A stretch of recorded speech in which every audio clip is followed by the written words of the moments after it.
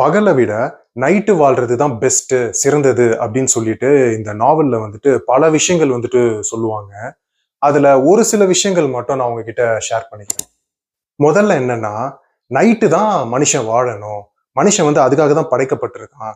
நீங்க காட்டுல எல்லாம் போய் பார்த்தீங்கன்னா, பெரிய விலங்குகள்ல இருந்து சின்ன சின்ன ஜீவராசிகள் வரைக்கும் எல்லாமே நைட்டு தான் வந்துட்டு ஆக்டிவா இருக்கும். காலையில வந்து எல்லாமே இன்ஆக்டிவா தான் இருக்கும். மனுஷனும் வந்துட்டு ஒரு மிருகம் தான்.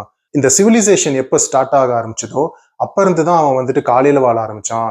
அவன் எப்ப காலையில வாழ ஆரம்பிச்சானோ, அப்பதுல இருந்து தான் இந்த என்விரான்மெண்டல் டிசாஸ்டர் வந்துட்டு இந்த உலகத்துல ஏற்பட்டு இருக்கு அப்படின்னு சொல்றாங்க. அடுத்தது என்ன சொல்றாங்கன்னா, அழகுன்ற விஷயம் வந்துட்டு எப்பவுமே இரவோட தான் தொடர்புல இருக்கும். பகலுக்கும் அழகுக்கும் சம்மந்தமே இல்லை அப்படின்னு சொல்றாங்க. ஏன்னா நம்ம இயற்கையை ரசிக்கிறதுக்காக நம்ம பண்ற ஆக்டிவிட்டிஸ் எது வேணா எடுத்துக்கோங்களேன். நம்ம இப்போ பீச்சுக்கு கடற்கரைக்கு போறதா இருக்கட்டும், இல்லைன்னா ட்ரெக்கிங் பண்றதா இருக்கட்டும், இல்லைன்னா போட்டிங் போறதா இருக்கட்டும், இது எல்லாமே ஒண்ணு சன்செட் டைம்ல பண்ணுவோம், இல்லைன்னா அதுக்கு அப்புறம் தான் பண்ணுவோமே தவிர எதையுமே பட்ட பகல்லையோ இல்ல நடுமத்தியான வெயில்லையோ நம்ம பண்ண மாட்டோம். ஏன்னா அந்த டைம்லலாம் அழகுன்றத நம்ம வந்துட்டு ரசிக்க முடியாது. அந்த டைம் அழகே இல்லை அப்படின்னு சொல்றாங்க. இசை கச்சேரிகள், நடன நிகழ்ச்சிகள், நாடக கூத்துகள் இவை எல்லாமே இரவுல தான் எப்பவுமே நடக்கும் எல்லா காலத்திலயும். ஏன்னா இரவுல வந்துட்டு நடக்கும் போதுதான் அந்த கலை வடிவத்தோட மனுஷனோட மனசு வந்து ஈஸியா கனெக்ட் ஆகும். பட்ட பகல்ல எந்த ஒரு கலையோடவும் மனுஷனோட மனசு முழுமையா கனெக்ட் பண்ண முடியாது, என்ஜாய் பண்ண முடியாது அப்படின்னு சொல்றாங்க. கலை வடிவங்களுக்கு மட்டும் கிடையாது, ஆன்மீகத்துக்கும் இது பொருந்தும் அப்படின்னு சொல்றாங்க.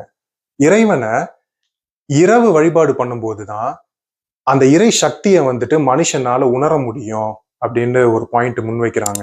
ஒரு டைம் வந்து நம்ம ஹீரோ வந்துட்டு ஒரு இரவுலாவிகள் வாழ்ற ஆசிரமத்துக்கு போறாரு. அந்த ஆசிரமத்துல வந்துட்டு பசுமாடுகள் வந்துட்டு வளர்க்குறாங்க. அந்த பசுமாடுகளும் அந்த இரவுலாவிகள் போலவே இரவு வாழ்ற பசுமாடுகள். அப்போ ஒரு பாயிண்ட் சொல்றாங்க, இந்த மாதிரி இந்த பசுமாடுகள் வந்துட்டு நார்மலா பகல்ல வாழ்ற பசுமாடுகளை விட 40% அதிகமா பால் கறக்கும் அப்படின்னு சொல்லிட்டு.